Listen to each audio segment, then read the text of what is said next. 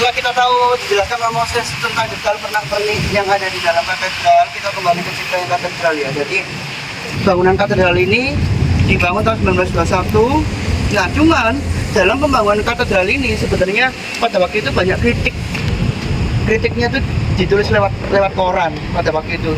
Ya, kritiknya dari mana-mana, terutamanya dari beberapa umat Katolik, beberapa dari arsitek yang menilai bangunan ini itu menaranya itu seperti menara pabrik.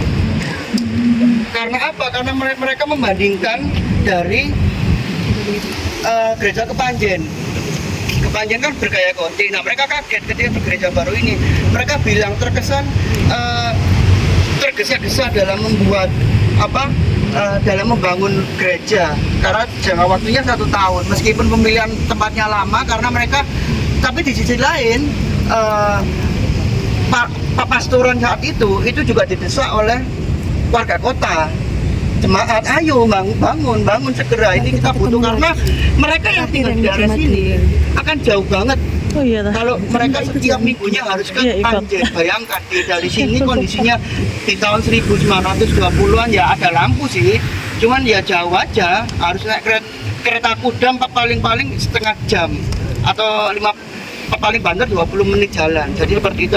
Tapi mereka ini yang membangun pastoran itu mencoba untuk membalas kritik tersebut dan mencoba menerima, oh iya benar, dalam pembangunan kita memang di beberapa sisi ada atap baru dibangun itu atapnya retak, bawahnya itu ada tanahnya yang ambles. Karena apa? Karena di sini tanahnya dulu adalah tanah sawah. Mengapa dipilih di sini? Karena sebagian besar itu mereka ada pendanaan. Nah, nilai plusnya mereka, anggaran yang awalnya 216.000 gulden hasilnya, ketika dirancangkan dulu itu kurang lebihnya akan memakan 242.000 gulden. Nah, jadi ada selisih itu tadi untuk sisanya. Jadi itu yang membuat, jadi nggak perlu ada lagi penambahan biaya.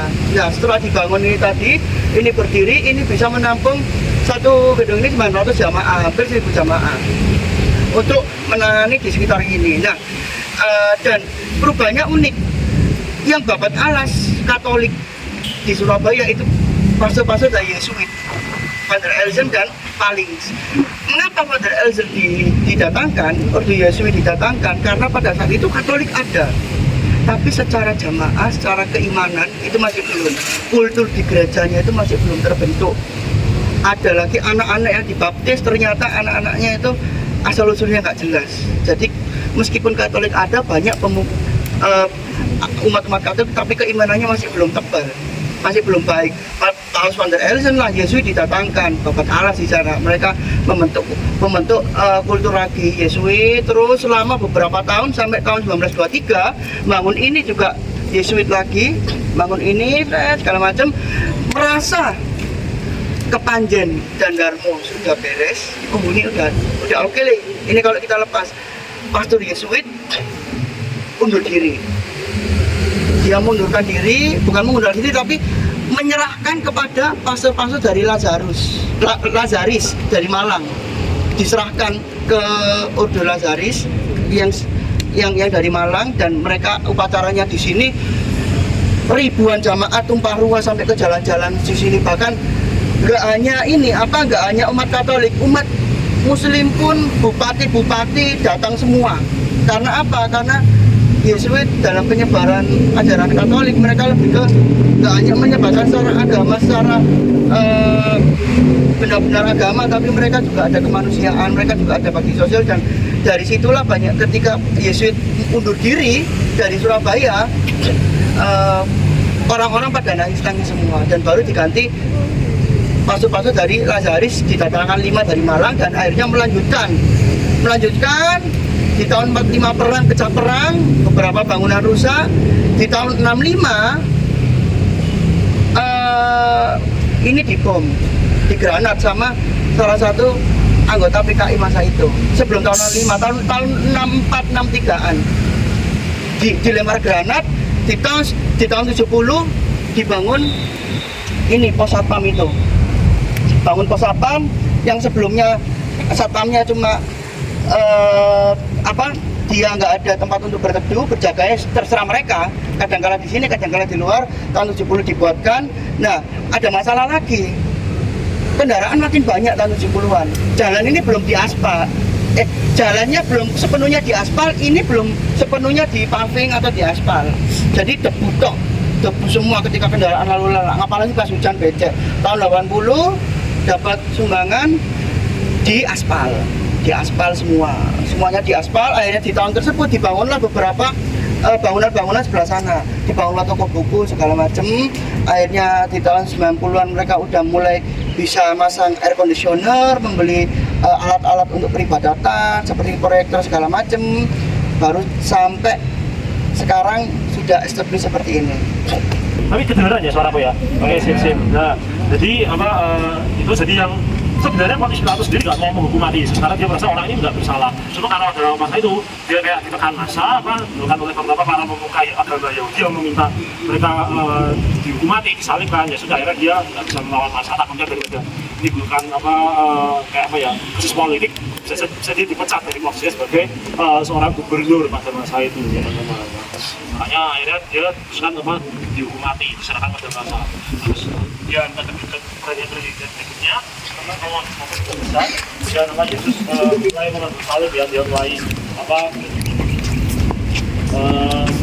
menjalani dia lurus jalan siksa, maka dia nanti disalibkan di bukit Golgota seperti itu teman-teman. Ya, bisa berikutnya. Yesus itu ternyata juga beberapa kali jatuh teman-teman. Itu sebenarnya perayaan ketiga, Yesus jatuh pertama kali. Nah, dia berjumpa dengan juga Maria teman-teman. Nah, pertanyaannya, teman-teman kalau kita sudah baca tentang kok waktu Yesus disalib kok tidak sama sekali tidak ada pendidikan tentang Yusuf sebagai kayak ayah dari Yesus, karena memang banyak para sejarawan yang meyakini memang berpendapat memang Yusuf pada saat itu sudah meninggal ketika Yesus disalibkan seperti itu. Bahkan memang ada beberapa teori, ini masih teori ya, kita benar atau enggak, tapi memang ada beberapa yang berpendapat bahwa ketika memang Maria dengan Yusuf itu bertunangan dan menikah, itu memang usianya Yusuf sama Maria itu terpaut sangat jauh seperti itu. Jadi Maria itu umurnya masih belasan ya, masih muda banget. Yusuf itu sudah bahkan katanya ini kalau menurut tradisi gereja Katolik juga dikatakan Yusuf sendiri itu bahkan sudah pernah menikah, sudah punya anak dari istri sebelumnya. Ini untuk yang Katolik ya, aku tahu seperti itu. Tapi kalau yang Protestan yang benar-benar yang mereka sangat mereka kan punya prinsip kalau Protestan itu kan ini sola scriptura. Jadi Alkitab itu satu-satunya sebagai sumber dasar kebenaran. Jadi mereka ngomong kalau itu nggak ada di Alkitab ya berarti itu salah. Jadi ya mereka meyakini bahwa saudara-saudara Yesus. Jadi Yesus itu juga punya saudara teman-teman. Jadi saudara-saudaranya yang lain ada Yoses, Yakobus, Yudas dan sebagainya. Nah itu adalah anak-anak dari hasil hubungannya Maria dengan Yusuf nantinya setelah Yesus ini lahir seperti itu. Sebagaimana tertulis pada nas di Alkitab bahwa mereka pada akhirnya juga berhubungan suami istri lainnya dan melahirkan anak-anak laki-laki dan perempuan seperti itu teman-teman. Nah terus juga ada ini berikutnya Korintian 5. Nah Yesus kemudian ada jatuh kemudian ada satu prajurit Roma minta tolong untuk cari orang untuk membantu dia ngangkatin salibnya. Ya, tapi ya gimana ya agak lucu juga logikanya para prajurit Roma satu. Orang itu sudah dipecut-pecuti seperti itu ya kan, sampai berdarah-darah seperti itu. Kemudian disuruh manggul salib lah, tenaganya nggak habis seperti itu, sudah berdarah-darah. Ya makanya ditolong oleh satu orang namanya Simon dari Kirene. Kirene ini sekarang masuk wilayah negara Libya seperti teman-teman. Tapi ini juga ada satu informasi menarik mengenai Simon dari Kirene. Jadi kemudian nanti beberapa abad berikutnya muncul satu pemahaman, satu teori dari satu orang tokoh namanya tokoh Basilides gitu ya. Jadi Basilides ini salah satu dari tokoh bidat ya, dari pada gereja itu dan tokoh bidat yang mengajarkan bahwa sebenarnya yang nanti disalib itu bukan Yesus tapi adalah Simon dari Kirene ini. Ini menurut ajaran Basilides. Tapi ajaran Basilides sebenarnya dicounter lagi sama tulisannya Irenaeus, salah satu bapak gereja juga. Tulisannya Irenaeus dia mengatakan dalam tulisannya, jadi dia itu menuliskan satu buku ya, misalnya satu buku atau satu tulisan namanya against heresis, kalau bahasa terjemahan Inggris ya, against heresis, atau melawan para bidat. Salah satunya tulisannya beliau itu menyinggung soal ajarannya Basides yang mengatakan bahwa yang disalahkan adalah Simon dari Kirene. Dia mengatakan itu nggak mungkin karena saksi mata itu aja banyak, makanya orang yang paling cinta dengan Yesus sampai yang paling benci melihat bahwa dia ini disalibkan. Nggak mungkin jelas Simon dari Kirene yang disalibkan seperti itu. Ada beberapa ini kawannya Maria juga yang menyaksikan penyaliban Yesus seperti itu. Dia juga menghibur. Dulu bilang Yesus jatuh ketiga kalinya. Nah, di bagian 10 ini posisinya tepat persis di depan ini gereja Makan Kudus. Mau tahu Mas? Karena harus sampai sana. Gimana mau tahu jadi? Maksudnya tempat gereja Makan Kudus itu perjalanan 10. Nah, di sini makanya Yesus setelah ditanggalkan, kemudian pakaiannya itu diundi sama para prajurit Roma yang mengeksekusi beliau, diundi gitu untuk kayak dia sampai dapat seperti itu. Nah, dia perjalanan 11 nih Yesus disalibkan. Ya, disalibkan, jadi dia 12 Yesus dapat disalib.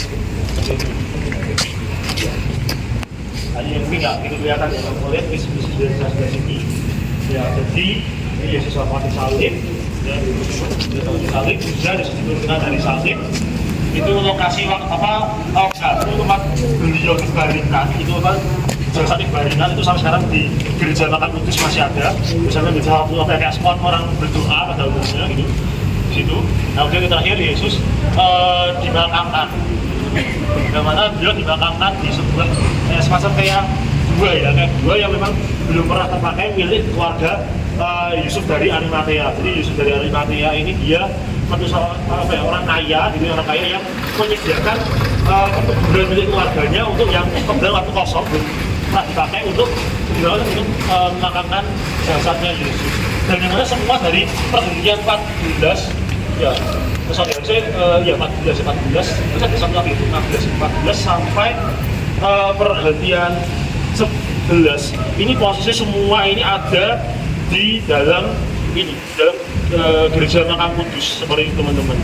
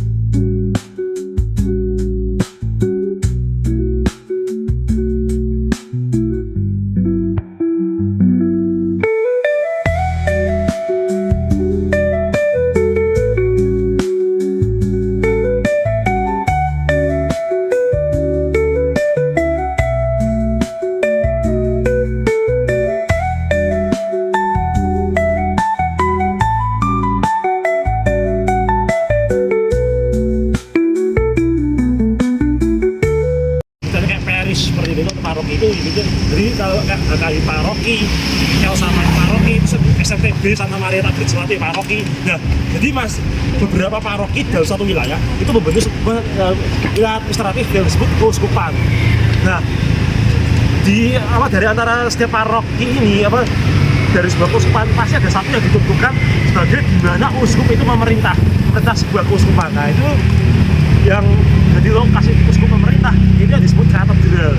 Jadi katedral itu bukan bicara tentang gaya arsitektur, yang bentuknya kayak magrong-magrong, yang bentuknya mungkin ada kayak menara dulu kayak gayanya Notre Dame atau mungkin Westminster Abbey yang di Inggris, bukan. Jadi maksud katedral itu istilah kayak pusat pemerintahan dari sebuah keuskupan. Nah, yang mana keuskupan Surabaya ini sendiri justru malah menginduk pada Keuskupan Agung Semarang. Semarang yang justru menjadi pusat dari Keuskupan Agung, bukan Surabaya.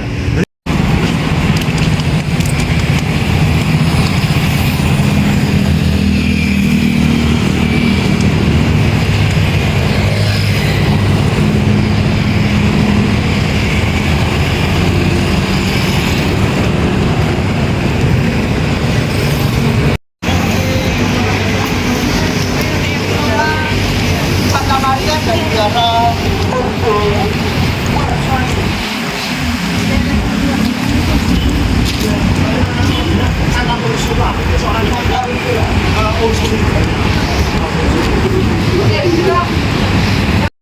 yang tadi sudah mencatat agak masuk ke dalam sini teman-teman, agak masuk lagi.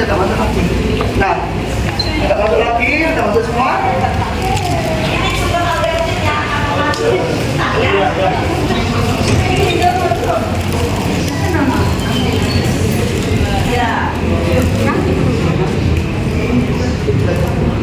Oh gitu. Ada arisan yang tadi. Nah, dalam rombongan yang dikirim ke Surabaya, itu salah satunya ada namanya Louis Dermato, itu yang menjadi pemimpin pertama kali biara Ursulin di Surabaya. Pertama kali mereka langsung disambut oleh Pastor van der Elsen, langsung ditaruh di Kerembangan, dan rumah kediaman suster Ursulin ada di Kerembangan. Nah, awalnya mereka cuma memiliki rumah kecil aja, dan mereka mengirim 5 aja dari Jakarta ke Surabaya, 5 aja. Nah, udah tua, dia kepala sekolah BS pertama di Surabaya tahun 1922. Jadi total dari TK sampai SMA pertama kali dibuka di tahun 1922 283 siswa totalnya, paling mendominasi TK.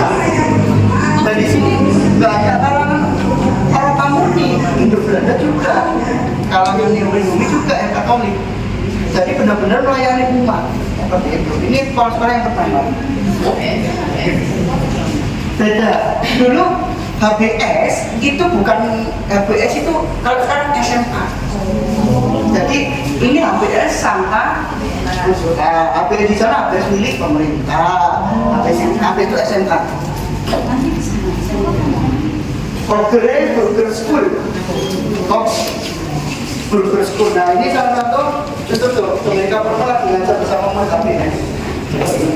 Nah, kita lihat berbagai macam, jadi benar-benar tidak ada perbedaan di sini, campuran semua.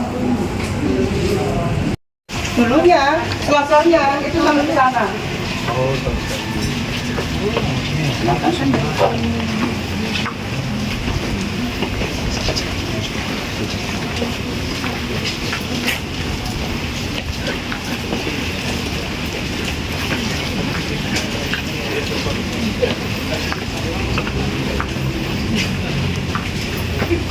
Nah, ini kata anggarannya.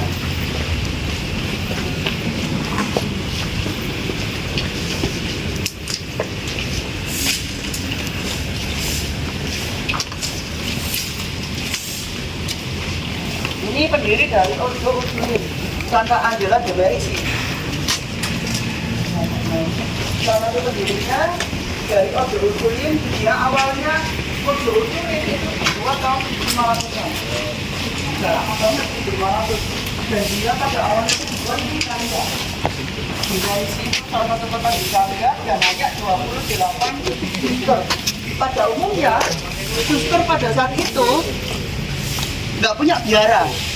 Mereka pulang ke rumah masing-masing, satu saat seminggu sekali mereka berkumpul untuk berdoa. Gitu.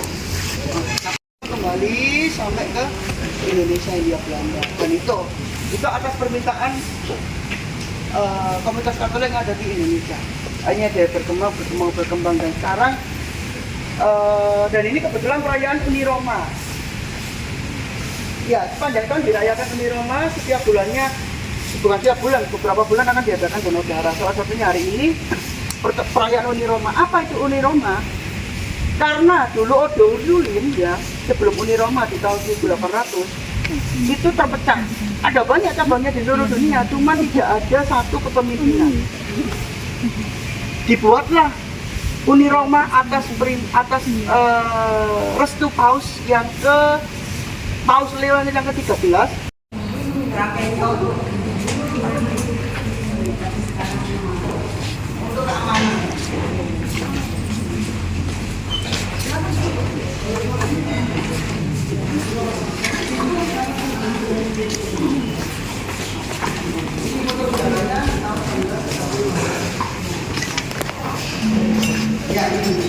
Ini ada semua ini.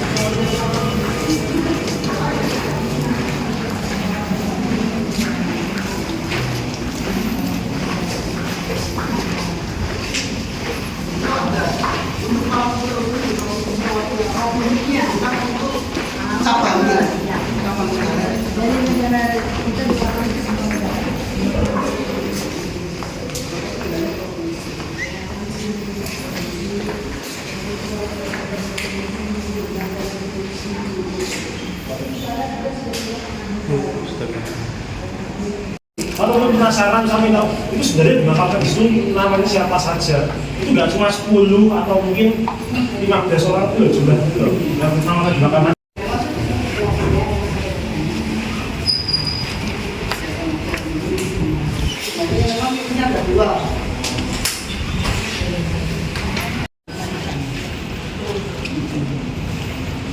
Kalau untuk indranya sama seperti indra yang ada di ada dengan dunia ada untuk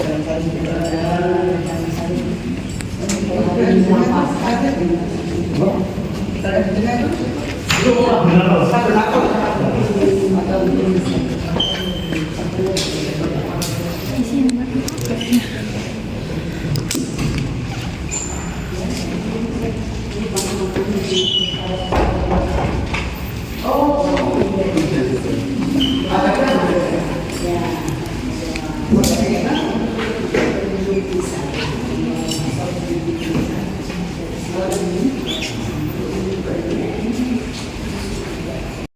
Karena wanita jana perkasa, apa namanya, tidak bisa dilalui oleh laki-laki. Tidak mau